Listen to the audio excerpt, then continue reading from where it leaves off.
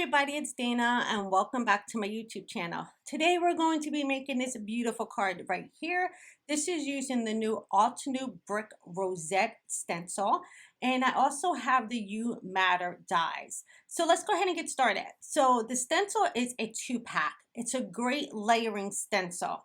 So as you can see, one circle is bigger, the other one is smaller, and that's going to allow us to have loads of color on this in such a gorgeous design. So I have a piece of white cardstock here that I did use a little bit of adhesive, and I'm sticking that down to my glass mat.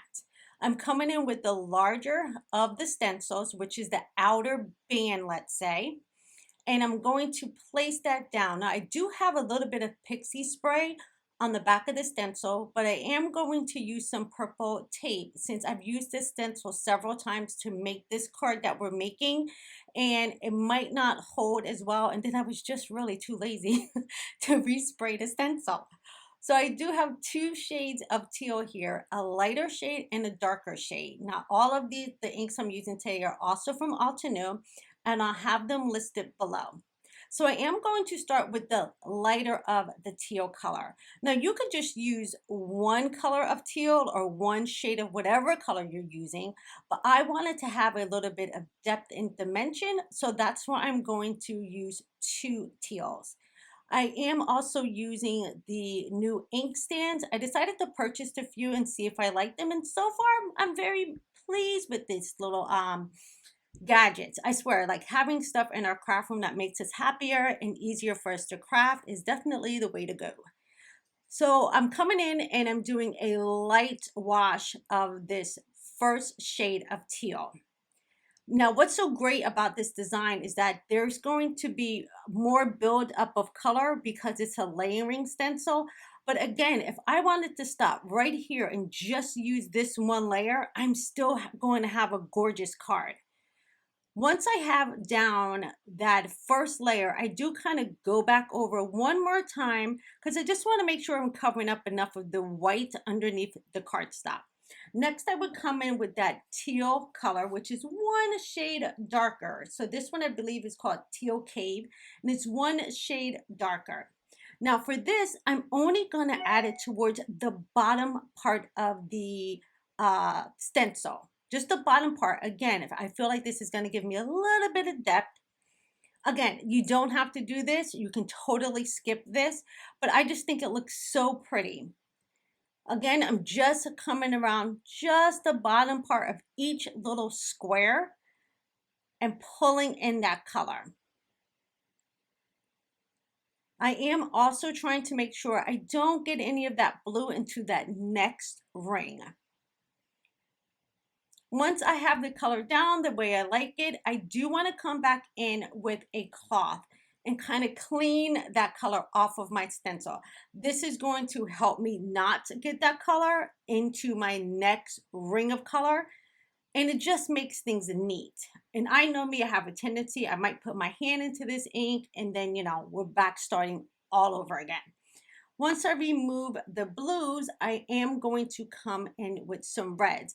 Again, I have a lighter red and a red that's about one shade darker. Again, that's just going to give me some depth to this. So one more time, I went ahead and sped this up a little bit because it's going to be the same thing all over again. I'm first coming in with that lighter color, putting down a soft hand of this. I get down some of that color, and then I just kind of finish off with making sure I have enough of the white covered up. Now I am going to move over to the detailing brushes by Altenew. I love these little brushes because it really allows me to get into tighter spaces instead of having to always go to my bigger brushes. So I'm bringing this in and I'm really filling in that color. So remember, I want most of that white covered up, and then I'll go back in, and as you can see, I didn't even clean my brush. I'm coming in with that darker red. Again, right along the bottom portions of those squares. And once I get that finished, I do want to make sure that I clean this back off, and kind of like when I wipe it away, I'm kind of wiping it into the red instead of like pulling it down to the open space that I still need to color in. I just make sure to clean everything up because again, I don't want to stick my hands in this and like mess it up. Now I'm going to come in with 2 shades of yellow. I'm going to be doing the same exact thing. I am coming back in with that smaller detail brush and coming in and placing down that yellow. Now I could actually stop at this point and this would be like a gorgeous card. But again, remember I said it's a layering stencil. So I do want to show you guys exactly how it works. I'll come in with that darker yellow, again, right around the bottom parts of those squares. And once I feel like, okay, I have enough color down, I can go ahead and pull this first stencil up. So this is like Christmas. I love removing a stencil. Now look how gorgeous that is. I could totally stop right here and I would still have a gorgeous card. But instead, I do want to use that second stencil. So I'll come in, and this is so easy to line up. All you're going to do is place your stencil down to make sure the coloring part you already did is covered up. And again, you can see how simple this is to line up. And now I'm going to have like more open spaces to add more color. So I'll go ahead and press that down. Again, I do have a little bit of Pixie spray on this as well, but I do want to grab that purple tape and place that down into the corners. Now I can come in and do that next ring, that inner ring, and I'm going to start with my yellow. So I'll go to my bigger brush because this is a bigger area to color. And again, I'm coming in at first with a light hand, trying to get that color into those little squares. And then I can add a little bit more color and make it a little bit darker. Again, you can use one color for this, or like me, you can go in and add that shading in. When I add the shading in, it kind of reminds me of like Copic coloring, where you want to have some shading in your coloring. So this to me is like the same process. I want to have a little bit of shading within that stencil color.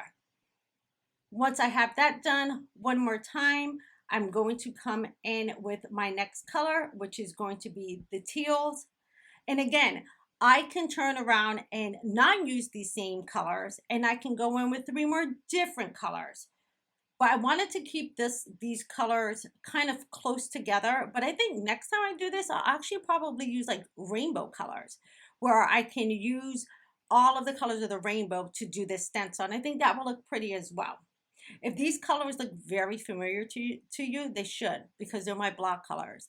I do love using my brand colors for my blog because I just love these colors together. Next, I'm going to come in with that red, again, using those detailing brushes, and I'm just going around right in the center. Now that gives me a good repeat of every single color. I'll go ahead and clean that off. Now with this layer, I thought I would do something a little fun and add in some sparkle at this point. So I do want to grab my Glitz glitter gel, and this is in the Iridescent, I believe. And I'm going to bring this in right over those last 3 squares, or that inner circle I did, because this is going to give this a cute bit of sparkle. Now go ahead and place that first onto my glass mat. This is how I always stencil. I like to put the product on the mat first before I bring it into whatever I'm stenciling. This just allows me to kind of like get it soft before I bring it in, and also it just seems to work better for me. Putting it straight down, sometimes you might get an unevenness in your glitter, or if you're using paste. This way, if you start off of your card panel with it and off of your stencil, you kind of have better control. But again, it's totally up to you how you do it. This just works best for me. So I'm bringing that in all over that last stencil. So remember, I did not pick up that stencil at all. I already laid down my color, wiped it off, and now I'm coming in with this sparkle. Now I'm going back and forth across it just to make sure that I have every little hole covered up. And it kind of goes on like icing almost. Now I don't want to put that back into my jar. So I'm just going to clean this off on a baby wipe. Remember, anytime you're using this kind of product, you want to make sure you clean your tools. And I can pull that back and look how gorgeous this is. Now I do have sparkle with this, but also if you look, the colors are a little bit different now. It kind of muted down that yellow, that teal, and that red, but it's oh so gorgeous. So I'm gonna set this aside to dry and I'm gonna make sure I clean this stencil.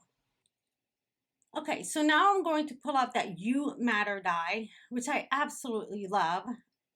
And I'm just going to use the inward part of this word. There's a shadow part and then an inner layer. I'm using the inner layer. We're not going to be using the shadow today.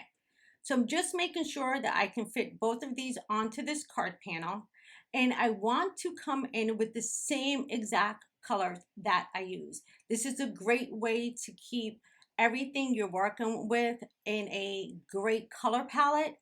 And I'm going to start off with some ink blending. So I'm using the same exact red that I started with for my card panel. I'm bringing that in and I'm trying to get as much of this color down as I possibly can because I do want my colors to match.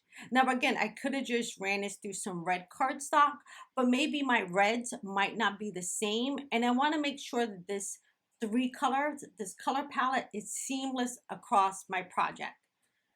So I'm going to start building up that color, but then I'm going to realize that, you know what, this is too much work and I can really just bring the ink pad directly to the paper. Now using the ink pad directly to paper, I'm definitely going to get more color down than trying to ink blend it. Now I'm just going to make sure I go low enough that when I place that U on there, I'm going to have the majority of that covered. I don't like to like start and then realize like, oh, I missed a little bit at the bottom. So you can see I'm bringing in that U dye just to make sure that the red that I need is all the way past the area in which I'm going to die cut out. Again, this just helps me not have like harsh lines when I have to go back in later and I realize it was not covered correctly. So I keep bringing in that U dye just to make sure that I have enough red down. And then I'm also going to bring that teal in because I want the sentiment that sits off to the side of my U to also have the same color teal. So I'm just placing down that dye. Then I can move it out of the way and use my ink cube to give me the color I need for that. Now again, this really helps everything blend seamlessly with my color palette. Now before I die cut this, I do want to make sure that I dry back this cardstock for two reasons. One, it's a little bit saturated right now with the ink. And two, I don't want this ink to press into my die because like the next time I go to use the die, I'm going to have that red residue if I don't clean off that die well. So to prevent any of that, I'm just going to heat set this so I know once I run it through my die cutting machine, everything is dry. Okay, I went ahead and ran this through my die cut machine, but as you can see, I also die cut that U in two pieces of white as well. This is going to allow me to stack that sentiment. Now, you could, if you didn't want to do this, you could just use the red and that will also be a gorgeous card. I just like to have like some dimension on my card and not really have to fuss around with tiny bits and pieces of foam tape. So I'm just looking to make sure that I poke out any of the white pieces that might have been sitting in there from when I die cut. And then I can lay this one right on top. Now, what's so great about this U die is it's large. So once you kind of set it down, there's really not a lot of fiddling you got to do with this. This is what I love by having the larger sentiments. They're really easy to stack compared to the more delicate ones. So once I have those two stacked, I can come back in with that red. You can also do this in glitter paper. I think that would be absolutely stunning. But in this case, I keep going back to I want my color palette to be seamless across my card. And I really just want to only use the three colors that come from my branding, from my blog. So I'll go ahead and put some more of that liquid adhesive down. And now I can come right over And as you can see, they line up beautifully. They're so easy when they're big sentiments.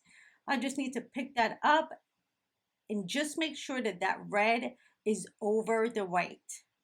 And I even don't mind sometimes having a little bit of the white showing because it kind of makes it, again, looks like it has a little bit of dimension. Now, if you don't want any of your white to show, you could totally use red cardstock behind that U, and then your reds will blend. But in my case, I don't mind if I have that little bit of shadow.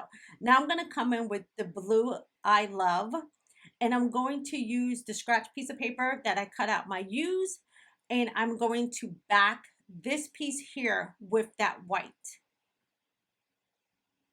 So all I need to do is lay it down on here, and then you're going to see that I Love now has the white background. Now there are little letters that obviously die cut out. I just set them aside. I don't think I'll use those letters because they're really tiny, and then I would have to worry about lining them up again. So I'm just going to go ahead and get rid of those. But I don't want to waste my paper. So anytime you're die cutting and you still have some paper that you can use, hold on to it just for situations like I have right here, where I just need to have the backing behind this banner word. Now, once I have that done, I can go ahead and bring in my card panel. Just tapping to make sure it's dry. And again, look how gorgeous that is. It's going to be such an amazing card. So as you can see, it has that little shimmer to it, that little bit of sparkle, but there's the consistency of the same color. Now, I've mentioned this in other videos that I have. I do have a Pinterest board in its color combinations, and you can look on that board and find a ton of color combinations that I saved. I do have the link to my Pinterest down below, so you can head on over to my Pinterest page and click on my color combinations, and you're going to see a world of color combinations. Now I trimmed down a white card panel, and this panel here is just the same size as my card panel. So I didn't want to trim this down. Usually I like to trim down and have a white border, but in this case, we didn't need to do that because I'm just going to be putting it on a white card base. So I use liquid adhesive for that. I can go ahead and press that down. Just going to lift up to make sure I'm even. And now I can come in and put down the U as well as the I Love. So as you can see, using these two products together, you really get such a gorgeous card. So I'll go ahead and press down that U, but then I'm looking at this and I really love everything. But then I started to think, I want a little bit of glitter on that U as well. So I'm just going to grab a Nuvo shimmer pin, and I'm going to come in and bring just a tad bit of sparkle to that U. So once I have that all done, my card is pretty much complete from this point. All right, you guys, thank you so much for checking out my card today. If you have not subscribed, please feel free to, and you can find me in all of my social media links, and all of the products will be listed below. You guys have a great day, and I'll see you again in another video soon. Take care, everybody. Bye-bye.